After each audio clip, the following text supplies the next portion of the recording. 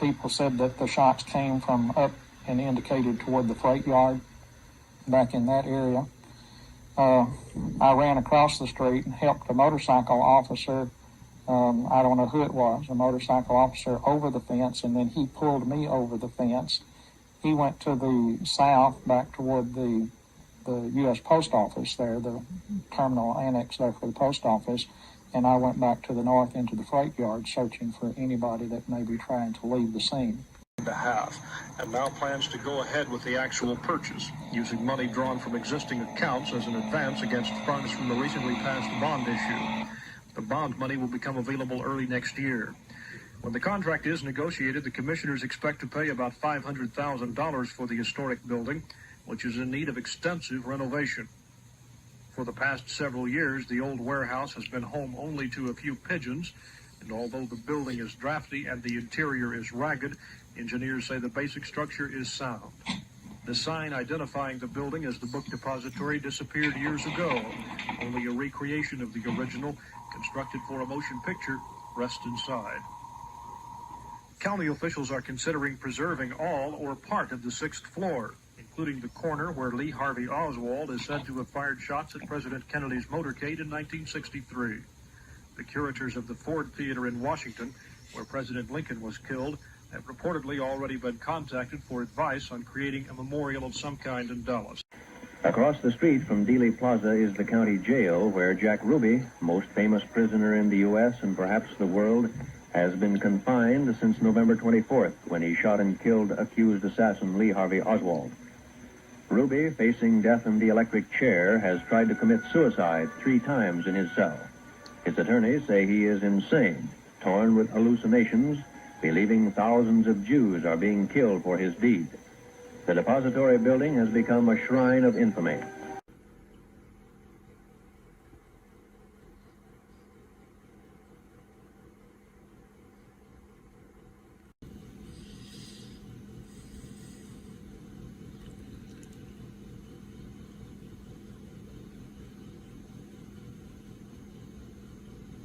The building was bought and partially renovated for Dallas County offices, but the top 2 floors are much like they were 20 years ago. Oh boy, this is a walkout. This is not open to the public. In fact, the 6th floor is locked. The Dallas County Historical Foundation has the key.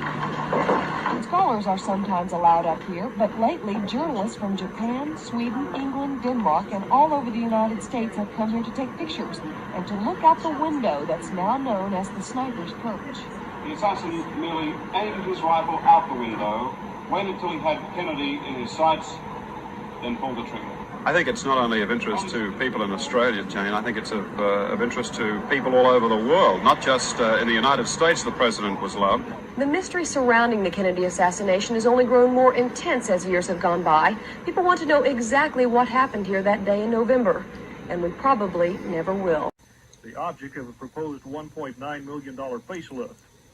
Commissioners plan to remodel the lower 3 floors of the building and construct a new courtroom for their meetings along with new offices for themselves. The plan calls for reserving the 6th floor for some kind of historical marker. That's the floor from which Lee Harvey Oswald is believed to have fired the shots at President Kennedy's motorcade. The commissioners were also told that work is proceeding on the old red courthouse, which was vacated several weeks ago when structural weakness was discovered in an upper floor.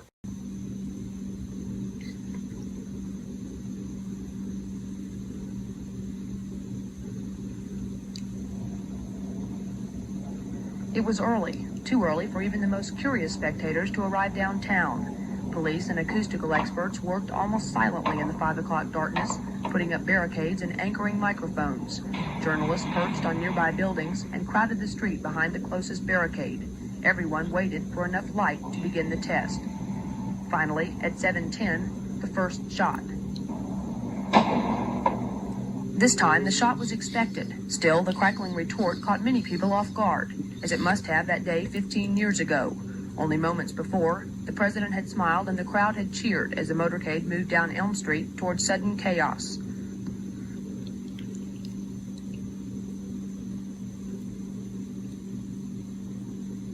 But the eerie memories evoked by the sight of a rifle pointing out of the 6th floor window soon gave way to the controlled atmosphere of a scientific test.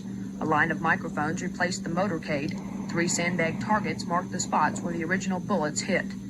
Dallas police sharpshooters pumped more than 50 bullets into the bags, aiming from the window of the school book depository where Oswald allegedly stood, and from the grassy knoll just south of the building, where speculators say a second gunman might have stood. The 15 microphones recorded the sound prints of the bullets. Using sophisticated acoustical equipment which was not available during the Warren Commission's work, technicians will be able to chart those prints and compare them with those of a recording made in 1963, when a traffic policeman unknowingly left his radio on during the assassination. Chief Scientist James Barger was reluctant to talk about the test. No, I don't want to comment on the test right now. I haven't had a chance to analyze the results. Do you think they were successful? Well, I haven't had a chance to analyze the results. Well, the test went rather smoothly. I thought you probably recorded them today, and the analysis is fairly straightforward. Barger expects to finish the analysis in a week. He'll report to the House Assassinations Committee in early September. The test should determine which of the sounds in the original tape were gunshots and which were echoes, which the experts hope will prove how many shots were fired on November 22nd and whether Lee Harvey Oswald was the only man who fired them. Karen Parfit, the Texas News. Good afternoon. The House Committee on Assassinations will restage the 1963 killing of President John Kennedy on Dealey Plaza in Dallas Sunday morning. But the public is not likely to see much. A report from Doug Atkins. From the moment the presidential motorcade began its winding journey through downtown Dallas in 1963, and shots rang out just before President Kennedy's car reached the triple overpass, Dealey Plaza has been the object of repeated scrutiny. The reenactment of part of the assassination scene planned for this weekend is not the first time such a recreation has been made. Last year, the motorcade was recreated for a made-for-television motion picture, and observers who had been here in 1963 said the make-believe was frighteningly convincing. This Sunday, when investigators from the House Assassination Subcommittee restaged the gunfire of November 22, 1963, the scene in Dealey Plaza will be noticeably different. The public will be banned from the area. News cameras restricted to certain areas. Every effort will be made to keep extraneous noise to a minimum so that investigators can clearly record the sounds of the gunfire. And sharpshooters fire from the same 6th floor window where the Warren Commission said Lee Harvey Oswald took aim and fired. The sounds recorded Sunday will be compared with the police tape recording made on the day of the assassination, which some people say indicates 4 shots instead of 3 were fired. In the midst of all the highly publicized preparations for this event, an important question has almost been overlooked. Will these tests reveal anything conclusive or even significant? Investigators and members of the committee admit the chances are remote. Doug Adams, the Texas News. Today, the public got a preview of the latest government report on who killed Kennedy. In that report, the committee said John F. Kennedy was probably assassinated as the result of a conspiracy. And while there was no evidence organized crime as a group was involved, the committee did not rule out the possibility that individual members could have been involved.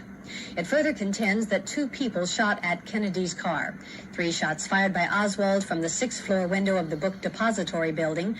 The other fired from the grassy knoll in front of the president's limousine. The report bases its 2-gun theory on acoustics tests of a Dallas police tape recording. The sounds recorded came from the radio microphone of a motorcycle policeman who was in the Kennedy motorcade when the shots were fired, and it matches up with the film taken by Abraham Zapruder. Larry Harris is one of a number of assassination researchers who has spent years filling in the blanks left by the Warren Commission and by subsequent reports. He claims the latest investigation will be woefully inadequate in the areas of ballistics and medical evidence. He also claims the committee presumed Oswald's guilt from the start and has failed to consider the possibility of Oswald's innocence. He seems to have an airtight alibi as to his presence elsewhere in the building at the time of the shots. Evidence developed by or otherwise made available to the committee was ignored, and it further substantiates Oswald's alibi that he was on another floor of the building. Harris says this latest report throws crumbs to a skeptical public. Yes, there was a second gunman, but Oswald killed the president. Yes, there was a conspiracy, but no, the FBI and CIA were not involved. The only thing certain, the public still wants to know. Bob Welch, WBAP Radio News. Gay Smith, the Texas News. I was professor of thoracic and cardiovascular surgery. How do you think the single bullet theory was so widely accepted, or accepted by the Warren Commission? How did it get to be so accepted? I think there were two major problems that they were trying to solve. One was the fact that they only had 2 bullets when all of the evidence pointed to the fact that 3 bullets had been fired. So then the question was, where was the 3rd bullet? Then they had another problem in reviewing the frames of the so-called Zapruder film. It seemed that in reviewing these frames, there was too little time between the frame that seemed to indicate when the president was wounded and the frame that seemed to indicate when Governor Conley was wounded. So this led to a lot of speculation that perhaps the 1 bullet had wounded both of them. And the difficulties of this is the fact that Nellie Conley, who was sitting right there and was not wounded, said this isn't the way it's happened. The president, the first bullet hit the president, and I saw him putting his hands up to his neck. And at that time, my husband was not wounded. And then, as she described it, he said he reared up like a wounded animal and turned and grasped the right side of the limousine. And this was 2 or 3 seconds after the president had been hit.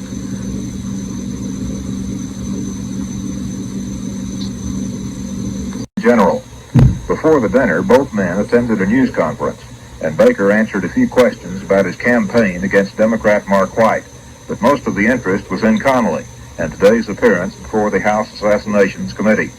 The former governor was asked what the United States might do if the committee determined that President Kennedy's death was planned and executed by another country. Well, I would have to say nothing, I suppose. I don't think they can prove it. I think that's such an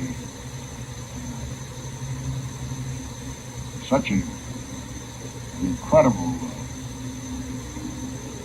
decision to be arrived at. I don't know how to prove it. Castro, within the last year, denied that he had anything to do with it, knew anything about it. The Kremlin, if they were responsible for it, or if they instilled the idea in the mind of Lee Harvey Oswald, they're certainly not going to do it at this late stage. How do you prove it? I don't think they can prove that. Connally said the possibility of assassination would not influence any presidential ambitions he might have, but he admitted it's a hell of a risk, and I must say, not a very pleasant thought. Jack Brown, the Texas News.